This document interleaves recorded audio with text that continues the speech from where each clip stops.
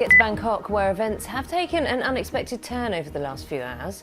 Riot Police have taken down concrete barriers surrounding government buildings and allowed anti-government protesters right up to the gates of the Prime Minister's office.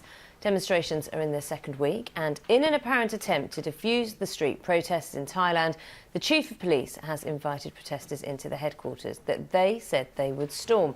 Let's talk to Jonah Fisher, who's in Bangkok for us. Jonah, interesting turn of events.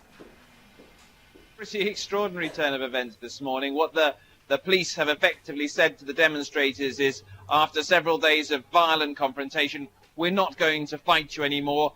They've begun dismantling the concrete blocks that they blocked the roads with, taking away the razor wire, laying down their shields. And in the space of a couple of hours, it's completely transformed the atmosphere. Remarkably and bizarrely, it has to be said, now that the buildings are being made open to the demonstrators outside, they're not actually going inside. They're at the gates. They're outside the gates of the Metropolitan Police headquarters. They're outside the gates of Government House, where we've seen so much of the violence in the last few days. And they are declaring this to be a victory for themselves, a victory for the people, that they managed to get these barriers taken away and that they could now go inside if they did want to.